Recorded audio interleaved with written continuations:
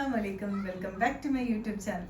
അപ്പോൾ നമ്മൾ കുറേ നാളായി വീഡിയോസും കാര്യങ്ങളൊക്കെ ചെയ്തിട്ട് അപ്പോൾ കുറേ പേര് എന്നോട് ചോദിക്കാൻ തുടങ്ങിയിട്ടുണ്ട് എന്താ ഇപ്പോൾ വീഡിയോസ് ചെയ്യാത്തതെന്നുള്ളത്. അപ്പോൾ ഞാൻ ശരിക്കും പറഞ്ഞാൽ ഇപ്പോൾ നിങ്ങൾ തമ്പ്നെയിലിൽ കണ്ട പോലെ തന്നെ ഞാൻ ഇപ്പോൾ ജർമ്മനിയിലോട്ട് ഹയർ സ്റ്റഡീസിന് വേണ്ടി പോവുകയാണ്. അപ്പോൾ അതിൻ്റെ കുറേ തിരക്കായിട്ടും അതിൻ്റെ കുറേ ഫിനാൻസ് കാര്യങ്ങളൊക്കെ നമുക്ക് ആവശ്യമാണല്ലോ. അപ്പോൾ അതിൻ്റെ പുറകിലൊക്കെ അങ്ങനത്തെ കുറേ തിരക്കിലായിരുന്നു. അതുകൊണ്ട് എനിക്ക് കണ്ടിന്യൂസ്ലി വീഡിയോസ് ഒന്നും ഇടാൻ പറ്റിയില്ല. പക്ഷെ കുറേ പേര് എനിക്ക് മെസ്സേജ് അയച്ച് കമൻസിലൊക്കെ ആണെങ്കിലും എന്താ വീഡിയോ ചെയ്യാത്തതെന്നൊക്കെ ചെയ്യുമ്പോൾ ഭയങ്കര സന്തോഷം തോന്നുന്നുണ്ട്. അപ്പോൾ എന്തായാലും നമുക്ക് ഇനി നമ്മുടെ യൂട്യൂബ് ചാനൽ ഒന്നുകൂടെ സെറ്റാക്കി എടുക്കാം. ഇനിയും വീഡിയോസൊക്കെ നമ്മൾ കണ്ടിന്യൂസ്ലി ഇടും. അപ്പോൾ ഇനി നമ്മൾ കൂടുതലായിട്ട് ജർമ്മനിയിൽ എങ്ങനെയാണ് പോകുന്നത്, എന്തൊക്കെയാണ് ആവശ്യം, എത്ര എമൗണ്ട് ആകും, അങ്ങനെയുള്ള കണ്ടന്റ്സ് ആയിരിക്കും കൂടുതലായിട്ട് ചെയ്യുന്നത്. അപ്പോൾ ഈ വീഡിയോ നിങ്ങൾ കാണുന്നുണ്ട്, എന്തെങ്കിലും ഡൗട്ട്സ് ഉണ്ടെങ്കിൽ നിങ്ങളുടെ ഡൗട്ട്സ് ഒക്കെ കമൻറ്റ് സെക്ഷനിൽ ഇങ്ങനെ നിങ്ങൾ ടൈപ്പ് ചെയ്തിട്ട് തന്നെ നമുക്ക് അതിനെ റിലേറ്റ് ചെയ്ത് നെക്സ്റ്റ് വീഡിയോസ് ചെയ്യാം.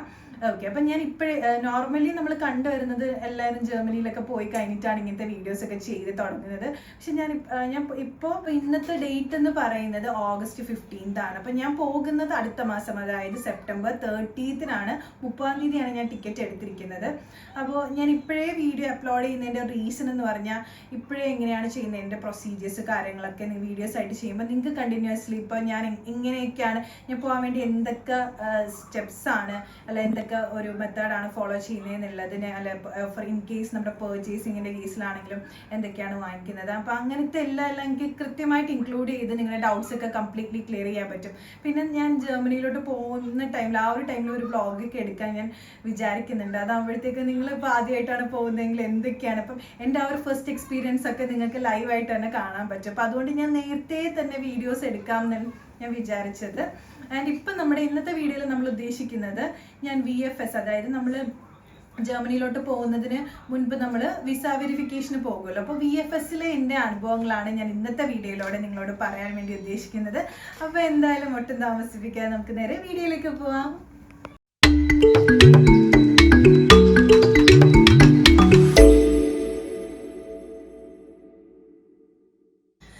ഓക്കെ, അപ്പോൾ നമുക്ക് ഇപ്പോൾ VFS, അതായത് ജർമ്മനിയിലോട്ട് വേണ്ടിയിട്ടുള്ള VFSന് നമുക്ക് പ്രത്യേകിച്ച് ഇൻ്റർവ്യൂസോ കാര്യങ്ങളോ ഒന്നുമില്ല, ജസ്റ്റ് വിസ വെരിഫിക്കേഷൻ മാത്രമേ ഉള്ളൂ. അപ്പോൾ എനിക്കും അറിയായിരുന്നു ഇങ്ങനെ വിസ വെരിഫിക്കേഷൻ മാത്രമേ ഉള്ളൂ എന്നുള്ളത്. എന്നാലും നമ്മൾ ആദ്യമായിട്ട് VFSന് പോകുമ്പോൾ അത്രയും ടെൻഷനാണ്, എന്താണെല്ലാം കറക്റ്റാണോ, ഇനി റിജക്ഷൻ വരുമോ. അതിപ്പോൾ നിങ്ങളിപ്പോൾ കണ്ടുകൊണ്ടിരിക്കുന്നതാണ്, അതിലെ VFSന് വേണ്ടി പോകാൻ നിൽക്കുന്നവർക്കാണ് നിങ്ങൾക്കറിയാം ഒരു ടെൻഷൻ. അപ്പോൾ ഞാനും ഇതുപോലെ കുറേ യൂട്യൂബ് വീഡിയോസ് കാര്യങ്ങളൊക്കെ നോക്കിയിട്ടുണ്ടായിരുന്നു. അപ്പോൾ അങ്ങനെ ഏകദേശം വീഡിയോസൊക്കെ കണ്ട ഒരു ഐഡിയ ഒക്കെ വെച്ചിട്ടാണ് ഞാനും പോയത്. അപ്പോൾ എൻ്റെ അനുഭവങ്ങളും കൂടി ഇൻക്ലൂഡ് ചെയ്തിട്ടാണ് ഞാനൊരു ഈ ഒരു വീഡിയോ ചെയ്യുന്നത്. ഈ വീഡിയോ ചെയ്തതിൻ്റെ വേറെ റീസൺ എന്ന് പറഞ്ഞാൽ ആ വീഡിയോസിൽ ഞാൻ കണ്ടിട്ട് അവരാരും എക്സ്പ്ലെയിൻ ചെയ്യാത്ത കുറച്ച് അനുഭവങ്ങളും കൂടെ എനിക്ക് VFSൽ നിന്നുണ്ടായിരുന്നു. അപ്പോൾ അതുകൂടെ ഒന്ന് ഇൻക്ലൂഡ് ചെയ്ത് നിങ്ങൾക്ക് കുറച്ചുകൂടെ ഇൻഫോർമേറ്റീവ് ആക്കാൻ വേണ്ടിയിട്ടും കൂടെയാണ് ഇന്നത്തെ വീഡിയോ നമ്മൾ ചെയ്യുന്നത്. ഓക്കെ, അപ്പോൾ എൻ്റെ വീട് വരുന്നത് ആലപ്പുഴയാണ്. ആൻഡ് നമുക്ക് VFS കിട്ടിയത് കൊച്ചിയിലാണ്. അപ്പോൾ നമ്മൾ ട്രെയിനിലായിരുന്നു പൊയ്ക്കൊണ്ടിരുന്നത്, അതായത് ആലപ്പുഴയിൽ നിന്ന് കൊച്ചി വരെ നമ്മൾ ട്രെയിനിലായിരുന്നു.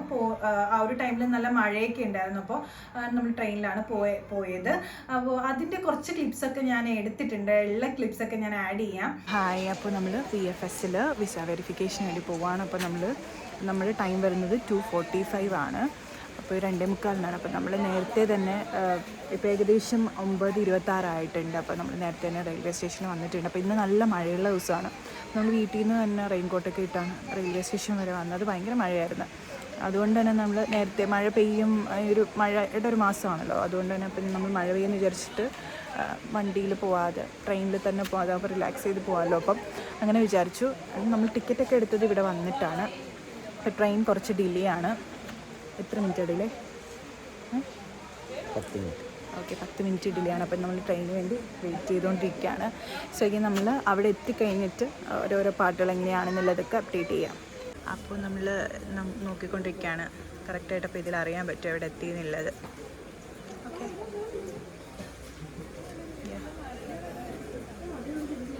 ഇപ്പോൾ ഇവിടെ തകഴി എത്തിയിട്ടില്ല അല്ലേ? ഓക്കെ, എന്നാലും ഒരുപാട് എടുക്കാൻ പറ്റില്ല. ഞാൻ വിചാരിച്ചു ഇവിടുന്ന് കണ്ടിന്യൂസ്ലി ക്ലിപ്സ് എടുത്ത് പോകണമെന്ന് വെച്ചാൽ അവിടെ ചെന്നപ്പോൾ ചെറിയ ടെൻഷനൊക്കെ ആയി. അങ്ങനെ അവിടുന്ന് കുറച്ച് വീഡിയോസ് ഒന്നും എടുക്കാൻ പറ്റില്ല. എന്നാലും എടുത്ത വീഡിയോസൊക്കെ കുറച്ചൊക്കെ ഞാൻ ഇൻക്ലൂഡ് ചെയ്യാൻ നോക്കാം. ഓക്കെ,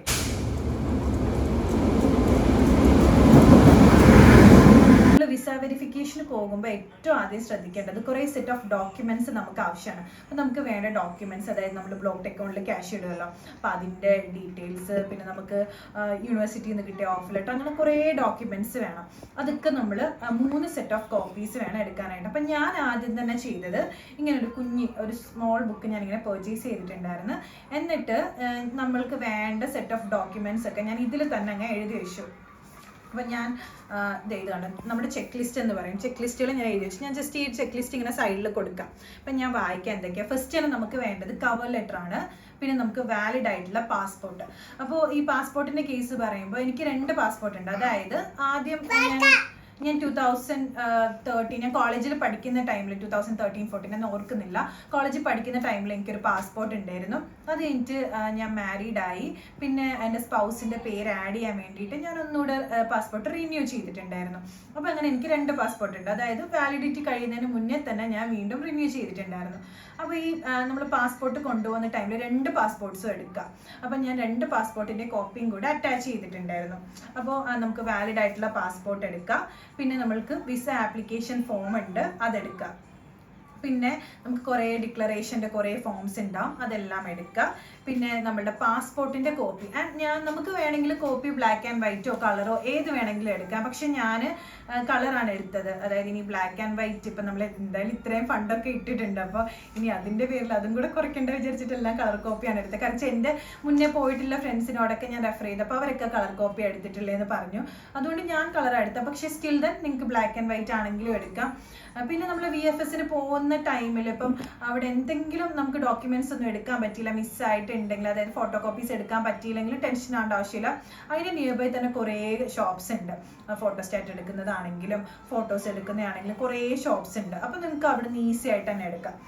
നമുക്ക് ഞാൻ പിന്നെ പറഞ്ഞു നമ്മുടെ പാസ്പോർട്ടിൻ്റെ കോപ്പി. അപ്പം ഞാൻ 2 പഴയതിൻ്റെയും പുതിയതിൻ്റെയും 2ൻ്റെയും ഞാൻ കളർ കോപ്പി എടുത്ത് വെച്ചിട്ടുണ്ടായിരുന്നു. പിന്നെ നമുക്ക് മോട്ടിവേഷണൽ ലെറ്റർ, എന്തുകൊണ്ടാണ് നമ്മൾ ജർമ്മനി ചൂസ് ചെയ്തത്, ആ ഒരു പെർട്ടിക്കുലർ യൂണിവേഴ്സിറ്റി അല്ല ജർമ്മനി ചൂസ് ചെയ്ത് എന്താണെന്ന് ഉള്ളതിൻ്റെ ഒരു മോട്ടിവേഷൻ ലെറ്റർ നമുക്ക് വേണം. അത് ഭയങ്കര ഇമ്പോർട്ടൻ്റ് ആയിട്ടുള്ള കാര്യമാണ്. അത് നല്ല രീതിയിൽ തന്നെ നമ്മൾ ചെയ്യണം. കാരണം എന്ന് വെച്ചാൽ ഒരുപാട് പേർക്ക് വിസ റിജക്ഷൻ വരുന്നുണ്ടെങ്കിൽ അത് ഈ മോട്ടിവേഷൻ ലെറ്റർ പ്രോപ്പർ അല്ലാത്ത റീസണിലാണ് ഒരുപാട് പേർക്ക് വരുന്നത്. അപ്പോൾ അതെപ്പോഴും നമ്മൾ പ്രോപ്പറായിട്ട് തന്നെ ചെയ്യുക. അതിൻ്റെയും ഈ പറഞ്ഞ പോലെ 3 കോപ്പീസ് വേണം. പിന്നെ എല്ലാവർക്കും അറിയാലോ APSൻ്റെ കോപ്പി നമുക്ക് വേണം. പിന്നെ ഓഫർ ലെറ്റർ വേണം. ദെൻ IELTSൻ്റെ നമ്മുടെ സ്കോർ കാർഡിൻ്റെ കോപ്പീസ് എടുത്ത് വെക്കുക. പിന്നെ നമ്മുടെ എല്ലാ അക്കാഡമിക്, അതായത് നമ്മുടെ 10th, ഇപ്പോൾ +2, ഇപ്പം മാസ്റ്റേഴ്സ് ആണ് എടുക്കാൻ പോകുന്നവരെങ്കിൽ ബാച്ചിലേഴ്സിൻ്റെ, അങ്ങനെ നമ്മൾ പിന്നെ ഷോർട്ട് ടേം കോഴ്സൊക്കെ അല്ല, ഞാൻ ഈ റെവിറ്റ് ഒക്കെ പഠിച്ചിട്ടുണ്ടായിരുന്നു. അപ്പോൾ അതിൻ്റെയൊക്കെ ഞാൻ ഓൾറെഡി അറ്റാച്ച് ചെയ്തിട്ടുണ്ടായിരുന്നു. അപ്പം നമ്മൾ എന്തൊക്കെ പഠിച്ചിട്ടുണ്ടോ അതിൻ്റെയൊക്കെ കളർ കോപ്പീസ് അറ്റാച്ച് ചെയ്യുക. പിന്നെ നമുക്ക് CV, അത് നമ്മൾ യൂറോപാസിൽ ആ ഒരു ഫോമാറ്റിൽ വേണം CV പ്രിപ്പയർ ചെയ്യാനായിട്ട്, അതും കൂടെ നമ്മൾ അറ്റാച്ച് ചെയ്ത് കൊടുക്കുക. പിന്നെ നമ്മുടെ ബ്ലോക്ക്ഡ് അക്കൗണ്ട്, ഇപ്പോൾ ബ്ലോക്ക്ഡ് അക്കൗണ്ടിലെ എമൗണ്ട് ഇട്ടു എന്നുള്ള ഡീറ്റെയിൽസ് കാര്യങ്ങളൊക്കെ നമ്മൾ കൊടുക്കുക. പിന്നെ നമുക്ക് വേണ്ടത് ഫോട്ടോസ്. ആൻഡ് നമ്മുടെ ഫോട്ടോസിൻ്റെ കാര്യം എപ്പോഴും ശ്രദ്ധിക്കേണ്ടത്, നമ്മുടെ നോർമൽ പാസ്പോർട്ട് സൈസ് ഫോട്ടോ അല്ല നമുക്ക് ഇവിടെ ആവശ്യം. അതായത് ജർമ്മനിയിൽ ഒരു പെർട്ടിക്കുലർ അവർക്കൊരു സ്പെസിഫിക്കേഷൻ ഉണ്ട്. അപ്പോൾ ആ ഒരു രീതിയിൽ വേണം നമുക്ക് ഫോട്ടോ എടുക്കാൻ. ഇൻ കേസ് നിങ്ങൾക്ക് ഫോട്ടോ എടുക്കാൻ പറ്റിയില്ല, നിങ്ങളുടെ അടുത്തുനിന്ന് പറ്റിയില്ലെങ്കിലും കുഴപ്പമില്ല, അവിടെ ചെന്നാലും നിങ്ങൾക്ക് പെട്ടെന്ന് തന്നെ ഫോട്ടോസ് എടുക്കാൻ പറ്റും. അങ്ങനെ നമുക്ക് 3 ഫോട്ടോസാണ് ആവശ്യമായിട്ടുള്ളത്. പിന്നെ നമ്മൾ ഫോട്ടോസൊക്കെ എടുക്കുന്ന ടൈമിൽ ശ്രദ്ധിക്കേണ്ട ഒരു കാര്യം എന്ന് പറഞ്ഞാൽ, ഹിജാബൊക്കെ ഇടുന്നവരാണെങ്കിൽ അതൊക്കെ മാറ്റിയിട്ട് 2 ചെവി കാണുന്ന പോലെ നമ്മുടെ മുഖം നമ്മുടെ ഫേസ് കംപ്ലീറ്റ്ലി ഒരു 80% കാണണം. അപ്പോൾ ആ ഒരു രീതിയിൽ വേണം ഫോട്ടോസൊക്കെ എടുക്കാനായിട്ട്. അതിൻ്റെ സ്പെസിഫിക്കേഷനൊക്കെ എനിക്ക് അവൈലബിൾ ആയിട്ടുണ്ടെങ്കിൽ ഞാനിങ്ങനെ സൈഡിൽ കൊടുക്കാം. അപ്പോൾ ആ ഒരു രീതിയിൽ നിങ്ങൾ ഫോട്ടോസൊക്കെ എടുക്കുക. വൈറ്റ് ബാക്ക്ഗ്രൗണ്ട് അങ്ങനെ എന്തൊക്കെയൊക്കെ കുറച്ച് ഉണ്ട് സ്പെസിഫിക്കേഷൻ. ആ ഒരു രീതിയിൽ തന്നെ ഫോട്ടോസും കാര്യങ്ങളൊക്കെ എടുത്ത് വെക്കുക. പിന്നെ ഫോട്ടോസ് കഴിഞ്ഞിട്ട് നമുക്ക് പിന്നെ ആവശ്യം വരുന്നത് നമ്മുടെ ട്രാവൽ ഇൻഷുറൻസ്, ഹെൽത്ത് ഇൻഷുറൻസ്. അപ്പോൾ ഞാൻ ബ്ലോക്ക്ഡ് അക്കൗണ്ട് സ്റ്റാർട്ട് ചെയ്തത് എക്സ്പാട്രിയ വഴിയാണ്. അപ്പോൾ നമ്മൾ എക്സ്പാട്രിയ വഴി എടുക്കുമ്പോൾ അവർ തന്നെ നമുക്ക് ഈ ട്രാവൽ ഇൻഷുറൻസ് ആണെങ്കിലും ഹെൽത്ത് ഇൻഷുറൻസ് ആണെങ്കിലും പ്രൊവൈഡ് ചെയ്യും. അപ്പോൾ അത് രണ്ടുമാണ് ഞാൻ അറ്റാച്ച് ചെയ്തിട്ടുണ്ടായിരുന്നത്. പിന്നെ എക്സ്പീരിയൻസ്, നമുക്കുള്ള എക്സ്പീരിയൻസ് ഒക്കെ ആഡ് ചെയ്യുക. പിന്നെ നമ്മൾ എക്സ്പീരിയൻസ് ആഡ് ചെയ്യുന്ന ടൈമിൽ ശ്രദ്ധിക്കേണ്ട ഒരു കാര്യം, നമ്മൾ പഠിച്ച കോഴ്സും ആൻഡ് ഇപ്പം ഞാൻ എടുത്തത് BTech സിവിലാണ്. അപ്പം ഞാൻ ഇപ്പോൾ എടുക്കാൻ പോകുന്നത് മാസ്റ്റേഴ്സ് എടുക്കാൻ പോകുന്നത് എഞ്ചിനീയറിംഗ് ജിയോ ഹസാർഡ്സ് എന്ന് പറഞ്ഞൊരു സബ്ജക്റ്റാണ്. അപ്പോൾ ഈ സിവിലിൽ നിന്ന് എഞ്ചിനീയറിംഗ് ജിയോ ഹസാർഡ്സിലോട്ട് എനിക്ക് പോകാൻ വേണ്ടിയിട്ട് അതിന് റിലേറ്റ് ചെയ്യാൻ പറ്റിയ രീതിയിലുള്ള എക്സ്പീരിയൻസുകൾ മാത്രം ആഡ് ചെയ്യാൻ ശ്രദ്ധിക്കുക. എൻ്റെ വിസ വെരിഫിക്കേഷൻ ടൈമിൽ ഒന്നും തെറ്റിപ്പോകാതിരിക്കാനുള്ള പ്രോപ്പറായിട്ട് ചെയ്യാൻ വേണ്ടിയിട്ട് ഞാൻ ഇങ്ങനെ ഒരു ബുക്ക് എടുത്തു. അതിൽ വേണ്ട ചെക്ക് ലിസ്റ്റ് കാര്യങ്ങളൊക്കെ എഴുതി വെച്ചു. എന്നിട്ട് ഈ ചെക്ക് ലിസ്റ്റിലുള്ളത് പോലെ തന്നെ 2 കോപ്പീസ് 2 കളർ കോപ്പീസ് എടുത്തു. ഞാൻ എന്നിട്ട് 3 ഫയലാണ് വാങ്ങിച്ചിട്ടുണ്ടായിരുന്നത്. അപ്പോൾ ഇങ്ങനെ 2 ഫയലിൽ ഞാൻ അതായത് ഇപ്പം ഈ ചെക്ക് ലിസ്റ്റ് അനുസരിച്ച് ഓരോ കോപ്പീസ് ഒരു ഫയലിൽ വെച്ചു, പിന്നെ അടുത്ത കോപ്പി അടുത്ത ഫയൽ വെച്ചു. അതായത് നമ്മൾ അവിടെ ചെല്ലുന്ന ടൈമിൽ എല്ലാത്തിൻ്റെ 2 കോപ്പീസ് വീതം വേണം സബ്മിറ്റ് ചെയ്യാനായിട്ട്. ഈ 2 കോപ്പീസ് ഒരുമിച്ച് വെക്കാതെ എല്ലാത്തിൻ്റെ ഒരു കോപ്പി ഒരു ഫയലിൽ വയ്ക്കുക, അടുത്ത കോപ്പി അടുത്ത ഫയലിൽ വയ്ക്കുക. എന്നിട്ട് നമ്മുടെ ഒറിജിനൽ ഡോക്യുമെന്റ്സ്, അതായത് ഞാൻ അവിടെ ചെന്നിട്ട് നമ്മുടെ ഒറിജിനൽ ഒന്നും ചോദിച്ചിട്ടുണ്ടായിരുന്നില്ല. ജസ്റ്റ് നമ്മുടെ BTechന്റെ, അതായത് എൻ്റെ ഏറ്റവും ഞാൻ ബാച്ചിലേഴ്സിന് മാസ്റ്റേഴ്സ് ആണല്ലോ പഠിക്കാൻ വന്നത്. അപ്പോൾ ബാച്ചിലേഴ്സിൻ്റെ എൻ്റെ ഒറിജിനൽ സർട്ടിഫിക്കറ്റ് അവരവിടെ വാങ്ങിച്ചു വെച്ചു. എന്നിട്ട് വിസ വന്ന ടൈമിൽ അതിനോടൊപ്പമാണ് എനിക്ക് BTechന്റെ സർട്ടിഫിക്കറ്റ് കിട്ടിയിട്ടുണ്ടായിരുന്നത്. അല്ലാതെ ഒറിജിനൽ സർട്ടിഫിക്കറ്റ്സ് ഒന്നും വേറെ ചോദിച്ചില്ല. എന്നാലും നമ്മൾ ഒരു സേഫ്റ്റിക്ക് വേണ്ടിയിട്ട് ഞാനിങ്ങനെ എൻ്റെ ഒറിജിനൽ സർട്ടിഫിക്കറ്റ് ഇത് ഇങ്ങനെ ഒരു ഫയലിലാണ് വെച്ചത്. അപ്പം നോർമലി ഈ ഫയലിലാണ് ഞാൻ എൻ്റെ എല്ലാ ഡോക്യുമെൻറ്റ്സും കീപ്പ് ചെയ്യാറുള്ളത്. അതായത് പാസ്പോർട്ട്, എൻ്റെ സർട്ടിഫിക്കറ്റ്സ് കാര്യങ്ങളൊക്കെ ഞാൻ ഇങ്ങനെ ഒരു ഫയലിൽ ഇതാകുമ്പോഴത്തേക്ക് നമുക്ക് കണ്ടോ ഓരോ ഇങ്ങനെ ലീഫുകളുണ്ട്, കുറേ ലീവ്സുകളുണ്ട്. അതിൻ്റെ ഉള്ളിൽ നമുക്ക് സേഫ് ആയിട്ട് വെക്കാം. അപ്പോൾ നമ്മൾ എവിടെയെങ്കിലും പോവുകയാണെങ്കിൽ തന്നെ ഈ ഒരു ഫയൽ മാത്രം എടുത്താൽ മതി. നമുക്ക് എന്താവശ്യം ഉണ്ടെങ്കിലും ഇതിലുണ്ടാവും, ഒന്നും മിസ്സാവില്ല. അപ്പോൾ നമ്മൾ from the passport size photo തൊട്ട് നമുക്ക് വേണ്ട എല്ലാ ഡോക്യുമെൻറ്റ്സും ഞാൻ ഇങ്ങനെ ഒരു ഫയലാണ് കീപ്പ് ചെയ്യുന്നത്. അപ്പോൾ ഞാൻ ഈ ഫയൽ എടുത്തു. എക്സ്ട്രാ പിന്നെ 3 ഇങ്ങനത്തെ ഫയൽ എടുത്തിട്ടുണ്ടായിരുന്നു. ഞാൻ 3 കോപ്പീസ്, അപ്പം നമുക്ക് അവിടെ 2 കോപ്പീസേ ആവശ്യമുള്ളൂ, എന്നാലും ഞാൻ 3 കോപ്പീസ് എടുത്തു. ഇൻ കേസ് ഒരു കോപ്പി എന്തെങ്കിലും മിസ്സായി പോയാൽ അല്ലെങ്കിൽ എന്തെങ്കിലും ഒരു ഇഷ്യൂസ് വന്നാലോ എന്ന് വിചാരിച്ചൊരു എക്സ്ട്രാ ഒരു സേഫ്റ്റിക്ക് വേണ്ടിയിട്ട് ഞാൻ 3 ഫയലിൽ കോപ്പീസ് എടുത്തിട്ടുണ്ടായിരുന്നു. ആൻഡ് നമ്മൾ ശ്രദ്ധിക്കേണ്ട ഒരു കാര്യം, നമ്മളുടെ ഒരു കോപ്പീസിലും നമ്മൾ സ്റ്റേപ്ലർ ചെയ്യാൻ പാടില്ല. നമ്മൾ ജസ്റ്റ് അതിനാണ് നമ്മൾ ഫയൽ എടുക്കാൻ പറയുന്നത്. നമ്മൾക്ക് വേണ്ട രീതിയിലെല്ലാം സോർട്ട് ഔട്ട് ചെയ്തിട്ട് ഓരോ ഫയലിലാക്കി വെക്കുക. നമ്മളൊന്നും സ്റ്റേപ്ലർ ചെയ്യാൻ പാടില്ല. ഇത്രയും കാര്യങ്ങളാണ് നമ്മുടെ ഡോക്യുമെന്റ്സിൽ നമ്മൾ മെയിനായിട്ട് ശ്രദ്ധിക്കേണ്ടത്. അപ്പോൾ നമ്മുടെ ഡോക്യുമെന്റ്സിന്റെ കാര്യങ്ങളൊക്കെ ഇത്രയാണുള്ളത്. ഇനി നമുക്ക് അവിടെ ചെന്ന് കഴിഞ്ഞിട്ട് എങ്ങനെയാണ് വിസ വെരിഫിക്കേഷൻ കാര്യങ്ങളൊക്കെ വരുന്നതെന്നുള്ളത് നോക്കാം. അപ്പോൾ നമ്മൾ ഫസ്റ്റ് നമുക്ക് ഇപ്പോൾ ഓരോരുത്തർക്ക് ഓരോ ടൈം സ്ലോട്ട് നേരത്തെ തന്നെ ബുക്ക് ചെയ്തിടാം. അപ്പോൾ നമ്മൾ ബുക്ക് ചെയ്യുന്ന ടൈമിൽ നമ്മൾ എമൗണ്ട് പൈസ ഒന്നും കൊടുക്കേണ്ട ആവശ്യമില്ല. ജസ്റ്റ് നമ്മുടെ പാസ്പോർട്ട് നമ്പറൊക്കെ കൊടുത്തിട്ട് നമുക്ക് ബുക്ക് ചെയ്തിടാം. എപ്പോഴും നമ്മൾ നേരത്തെ തന്നെ ബുക്ക് ചെയ്യുക. അതായത് ഞാൻ ഒരു ജൂൺ ലാസ്റ്റ് ആയ ആ ഒരു ടൈമൊക്കെ ആയപ്പോൾ ജൂൺ ഒരു 15th ഒക്കെ കഴിഞ്ഞിട്ടാണ് ബുക്ക് ചെയ്തിട്ടുണ്ടായിരുന്നത്. അപ്പോൾ കാരണം വെച്ചാൽ നമുക്ക് ജൂലൈ ടൈമിൽ കൊച്ചിയിൽ ഉണ്ടായിരുന്നുള്ളൂ. പിന്നീട് നമുക്ക് ബാംഗ്ലൂരിലെ നമുക്ക് ആ സ്ലോട്ട് കിട്ടത്തുള്ളൂ. അപ്പം സ്ലോട്ട് കിട്ടാനായിട്ട് ഭയങ്കര ബുദ്ധിമുട്ടാണ്. കാരണം വെച്ചാൽ നമ്മൾ ബുക്ക് ചെയ്യുന്ന ടൈമിൽ നമുക്ക് എമൗണ്ട് ഒന്നും പേയ്മെൻറ്റ് ചെയ്യേണ്ട ആവശ്യമില്ല. ജസ്റ്റ് നമ്മുടെ പാസ്പോർട്ട് നമ്പർ മാത്രം ഉണ്ടെങ്കിൽ നമുക്ക് ബുക്ക് ചെയ്യാം. അപ്പോൾ അതുകൊണ്ട് മിക്ക സ്റ്റുഡൻസും നേരത്തെ തന്നെ ബുക്ക് ചെയ്തിടുമ്പോൾ പെട്ടെന്ന് തന്നെ ഇത് ഫില്ലായിപ്പോകും. അപ്പോൾ അതുകൊണ്ട് തന്നെ നേരത്തെ തന്നെ ബുക്ക് ചെയ്തിടാൻ നോക്കുക. അപ്പോൾ ഞാൻ എന്തായാലും ജൂണിൽ ബുക്ക് ചെയ്ത് ജൂലൈ ആണ് എനിക്ക് ഡേറ്റ് കിട്ടിയത്. ജൂലൈ 8-നായിരുന്നു എനിക്ക് വിസ വെരിഫിക്കേഷൻ്റെ ഡേറ്റ് കിട്ടിയത്. ആൻഡ് സമയം എനിക്ക് വന്നത് 2:45 അങ്ങനെ ഒരു ടൈമായിരുന്നു എനിക്ക് കിട്ടിയിട്ടുണ്ടായിരുന്നത്. അപ്പം ഞാനും ഹസ്ബൻഡ് ഇവിടുന്ന് ഞങ്ങളുടെ വീട് ആലപ്പുഴയാണ്. അപ്പോൾ കൊച്ചിയിലോട്ട് ഇവിടുന്ന് ട്രെയിനിൽ പോയി അവിടെ ചെന്ന് വെയിറ്റ് ചെയ്തു. നമ്മൾ നേരത്തെ പ്ലാൻ ചെയ്ത് വെച്ചിട്ടുണ്ടായിരുന്നു. നമുക്ക് 2 രീതിയിലാണ് മെയിൻലി എടുക്കാൻ പറ്റുന്നത്. വിസ ഒന്ന് നോർമൽ ആയിട്ടുള്ള രീതിയിൽ എടുക്കാം. അതിനാണെങ്കിൽ ജസ്റ്റ് 6,800 രൂപ ആവുന്നുള്ളൂ. ജസ്റ്റ് ഇതിൻ്റെ റെസിപ്റ്റ് കാണിച്ചു തരാം. 6,800 രൂപ ആവുന്നുള്ളൂ. പിന്നെ നമ്മൾ എക്സ്ട്രാ എമൗണ്ട്, അതായത് ഒരു 3,000 ആ ഒരു റേഞ്ചൊക്കെ എമൗണ്ട് കൊടുത്തിട്ടുണ്ടെങ്കിൽ നമുക്ക് പ്രീമിയം ലോഞ്ച് എടുക്കാനായിട്ട് പറ്റും. അപ്പോൾ പ്രീമിയം ലോഞ്ച് എടുത്ത കൊണ്ടുള്ളൊരു ബെനിഫിറ്റ് എന്താണെന്ന് വെച്ചിട്ടുണ്ടെങ്കിൽ അതായത് നമ്മുടെ വെരിഫിക്കേഷനൊക്കെ വളരെ പെട്ടെന്ന് തന്നെ കഴിയും. അതായത് നമ്മളിപ്പോൾ പ്രീമിയം ലോഞ്ചിൽ കയറിയ സ്റ്റുഡൻസിൻ്റെ വിസ വെരിഫിക്കേഷൻ കാര്യങ്ങളൊക്കെ കഴിഞ്ഞതിന് ശേഷം മാത്രമേ നോർമലിൽ ചെന്നിട്ടുള്ള കുട്ടികളുടെ ചെയ്യത്തുള്ളൂ. അപ്പോൾ അതുകൊണ്ട് നമുക്ക് ടൈമാണ് അവിടെ ഇമ്പോർട്ടൻ്റ് എന്നുണ്ടെങ്കിൽ നമ്മളെപ്പോഴും പ്രീമിയം ലോഞ്ച് എടുക്കുന്നതാണ് നല്ലത്. പക്ഷേ ഈ പ്രീമിയം ലോഞ്ച് നമ്മുടെ വിസ റിജക്റ്റഡ് ആവുമോ അല്ലെങ്കിൽ നമുക്ക് കിട്ടുമോ എന്നുള്ളതിൽ ഒരിക്കലും ഡിപ്പെൻഡ് ചെയ്യുന്നില്ല. അപ്പോൾ വിസ റിജക്ഷൻ ഒക്കെ അതൊക്കെ വേറെ തന്നെയാണ്. പക്ഷേ ഇവിടുത്തെ പ്രോസസ്സ് ഫാസ്റ്റ് ആക്കുന്ന ഒരു സംഭവമാണ് നമ്മുടെ പ്രീമിയം ലോഞ്ച് എന്ന് പറയുന്നത്. എക്സ്ട്രാ നമ്മളൊരു 2,000 സംതിങ്, അറൗണ്ട് ഒരു 3,000 റുപ്പീസ് നമ്മൾ അതിന് പേയ്മെൻറ്റ് ചെയ്യണം. അപ്പോൾ നമ്മൾ നേരത്തെ ഇവിടുന്ന് പ്ലാൻ ചെയ്തിട്ടുണ്ടായിരുന്നു പ്രീമിയം ലോഞ്ച് എടുക്കാൻ. കാരണം വെച്ചാൽ നമുക്ക് അവിടെ ടൈം ഭയങ്കര ഇമ്പോർട്ടൻ്റ് ആയിരുന്നു. പെട്ടെന്ന് തീർത്തിട്ട് വരണം. അതായത് ഞാനും ഹസ്ബൻഡും കൂടെയാണ് പോയിട്ടുണ്ടായിരുന്നത്. അപ്പോൾ ഹസ്ബൻഡ് വെളിയിൽ വെയിറ്റ് ചെയ്യാണ്. അപ്പോൾ അത് പെട്ടെന്നൊന്നും നമുക്ക് കഴിയണമല്ലോ, അതെന്ന് വിചാരിച്ചിട്ട് പിന്നെ നമ്മൾ തിരിച്ച് ആലപ്പുഴയ്ക്ക് വരാൻ വേണം, നല്ല ദൂരമുണ്ട്. അപ്പോൾ അതുകൊണ്ട് തന്നെ നമുക്ക് അവിടെ ടൈം ആയിരുന്നു ഇമ്പോർട്ടൻ്റ് ആയിട്ടുള്ള ഫാക്ടർ. അതുകൊണ്ട് തന്നെ നമ്മൾ പ്രീമിയം ലോഞ്ച് എടുക്കാൻ നേരത്തെ തന്നെ പ്ലാൻ ചെയ്തു. വിസ വെരിഫിക്കേഷൻ നമ്മൾ പോയപ്പോൾ നമുക്ക് പറ്റിയൊരു മിസ്റ്റേക്ക് എന്താണെന്ന് വെച്ചിട്ടുണ്ടെങ്കിൽ നമ്മൾ വിചാരിച്ചത് നമുക്കിപ്പോൾ ഒരു 2:45 എന്നുള്ള ടൈം തന്നിട്ടുണ്ടെങ്കിൽ കറക്റ്റ് ആ ഒരു ടൈമിൽ കയറാൻ പറ്റുള്ളൂ, അതായത് നമ്മൾ പ്രീമിയം ലോഞ്ച് എടുത്താൽ തന്നെ ആ ഒരു ടൈമിൽ കയറാൻ പറ്റുള്ളൂ എന്നുള്ളതാണ് നമ്മൾ വിചാരിച്ചിരുന്നത്. പക്ഷേ അങ്ങനെയല്ല. ഇപ്പം നമ്മളിപ്പം പ്രീമിയം ലോഞ്ചാണ് എടുക്കുന്നതെങ്കിൽ നമ്മളിപ്പോൾ അവിടെ 10 o'clock എത്തിക്കഴിഞ്ഞാലും നമ്മൾ അവിടുത്തെ സെക്യൂരിറ്റിയോട് പറയാം നമ്മൾ പ്രീമിയം ലോഞ്ചാണ് എടുക്കുന്നതെന്ന്. അപ്പോൾ തന്നെ നമ്മൾ കയറ്റിയിട്ട് കംപ്ലീറ്റ് പ്രൊസീജിയേഴ്സ് അപ്പോൾ തന്നെ കഴിയും. പക്ഷെ നമുക്ക് അറിയുന്നുണ്ടായിരുന്നില്ല. നമ്മളൊരു 11:30 12 o'clock ആ ഒരു ടൈമിൽ നമ്മൾ അവിടെ എത്തിയിട്ട് അവിടെ പോയി വെറുതെ വെയിറ്റ് ചെയ്യായിരുന്നു. നമുക്ക് അവിടെ ഇരിക്കാൻ പോലും സ്ഥലമില്ല. അപ്പോൾ റോഡിൽ ചുമ്മാ അങ്ങോട്ടും ഇങ്ങോട്ടും ഒക്കെ നടന്ന് വെയിറ്റ് ചെയ്ത് നമ്മളിങ്ങനെ 2:45 ആകുന്നവരെ ഇങ്ങനെ നോക്കിക്കാൻ.